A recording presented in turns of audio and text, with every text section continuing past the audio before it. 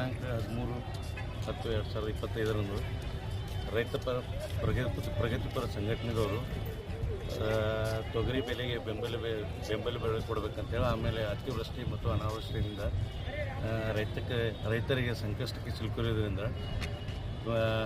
ಎಕರೆಗೆ 25,000 ರೂಪಾಯಿ ಪರಿಹಾರ ಧನ ನೀಡಬೇಕಂತೇಳಿ ಸರ್ಕಾರಕ್ಕೆ ಮನವಿ ಮತ್ತು ಮುಷ್ಕರ ಹಮ್ಮಿಕೊಂಡಿರುತ್ತಾರೆ.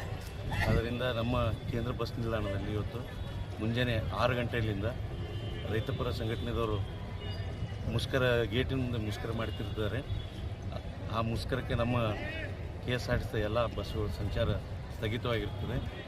ಮುಂದೆ ಜಿಲ್ಲಾಡಳಿತ ಮತ್ತು ಪೊಲೀಸ್ ಇಲಾಖೆ ವತಿಯಿಂದ ಸೂಚನೆ ಬರುವವರೆಗೆ ನಮ್ಮದು ಎಲ್ಲ ಸಂಚಾರ ಸ್ಥಗಿತ ಆಗಿರ್ತದೆ. ಮುಂದಿನ ಆದೇಶ ಬಂದ ನಂತರ ನಾವು ಸಂಚಾರಕ್ಕೆ ಬಸ್ ಪ್ರಾರಂಭ ಮಾಡ್ತೀವಿ. ಪ್ರಯಾಣಿಕರು ಹೆಂಗೆ ಸರ್? ಪ್ರಯಾಣಿಕರು ಇದಕ್ಕೆ ಸಹಕಾರ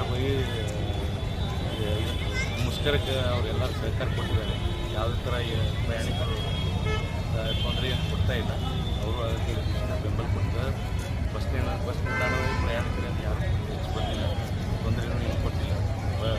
ಪ್ರಯಾಣಿಕರು ಭಾಳ ವಿರಳ. ಜಿಲ್ಲಾಡಳಿತದಿಂದ ಏನು ಸೂಚನೆ ಬರ್ತದೆ ಅದಕ್ಕೋಸ್ಕರ ನಾವು ಬಸ್ಸನ್ನು ಆರಂಭ.